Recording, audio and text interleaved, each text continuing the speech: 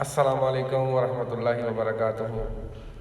میں ہوں جی آپ کا ہوسٹ عدنان ملک، اور ہم مکہ مکرمہ مسجد سے بات کر رہے ہیں، ملتان سے۔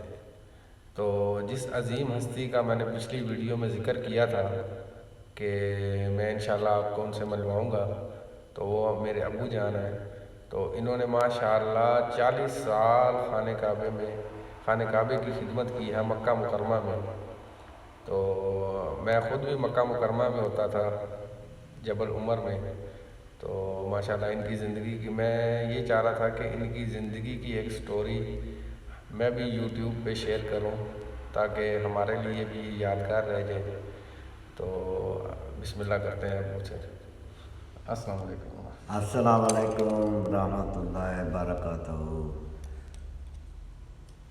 میں جی تقریباً بچہ تھا، عمر میری تھی 12 سال کی۔ میں یہاں سے خشک کے راستے سے میں روانہ ہوا افغانستان میں میں نے 15 دن وہاں رکا۔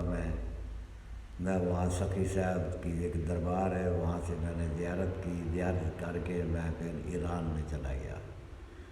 ایران میں جب گیا، میں وہاں جا کے میرے پاس کچھ غبارے تھے، میں نے غبارے بیچے وہاں تھے۔ پھر میں نے حمالی کی، یعنی ایک ٹوکری لے کے وہ کاروں پہ اوپر لوگ آتے تھے، سامان لے آتے تھے، میں وہیں جا کے چھوڑ آتا تھا گاڑی کے پاس۔ وہ 2 درہم 3 درہم دیتے تھے میرے کو۔ میں ایک یتیم تھا، میرا والد شریف گزر گئے تھے، تو یتیمی میں سفر کیا تھا۔ تو آپ کا خدا بھلا کرے، جب میں ایران میں گیا، مشہد شریف کی دربار میں گیا، وہاں جا کے میں رکا، رات کو وہیں سوتا تھا دربار کے اوپر، دن کو میں کام کرتا رہتا ہوں۔ میں نے تقریباً 1 ماہ وہاں کام کیا تھا۔ کچھ پیسے میرے سے اکٹھے ہو گئے، میں نے بولا میں عراق جاتا ہوں۔ دل میں سوچا، سب سے پوچھا، انہوں نے بولا عراق میں بہت زیارتیں ہیں، آپ جاؤ۔ میرے ساتھ ایک بڈھی سی عورت تھی، میرے ساتھ ایک اور آدمی بھی تھا، وہ بھی ملتان کے رہنے والے تھے، ان کے ساتھ میں جا رہا تھا بیٹا بن کے۔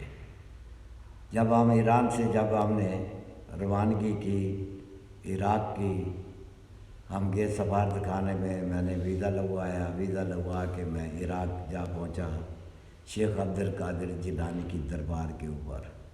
جب وہاں جا پہنچا، وہاں ماشاءاللہ سامان رکھا دربار میں نے شیخ عبد القادر جیلانی کی دربار کے اوپر میں نے زیارت کر کے میں وہاں رکنے کی کوشش کی۔ میں نے 2 آدمی سے بات کی، بھائی کوئی مکان مل جائے، یہاں کرائے پہ ہم رہتے ہیں، میں مزدوری بھی کروں گا تو کام بھی کرتا رہوں گا، کھانا کھونا بھی کھائیں گے انشاءاللہ تعالیٰ۔ یہ بڈھی عورت ہے میرے ساتھ، یہ بڈھا آدمی ہے، یہ بھی میرے ساتھ ہے۔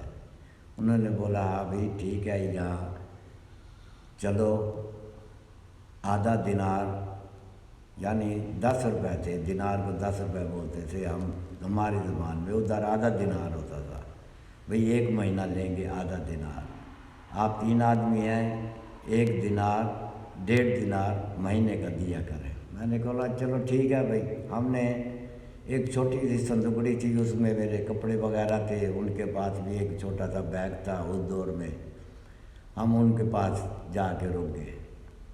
وہاں بیچتے تھے ڈگڈگیاں، بھمبیریاں کاغذ کی بنا کے، وہ بناتے تھے لوگ، کہتے تھے جاؤ بیچ آؤ ان کو۔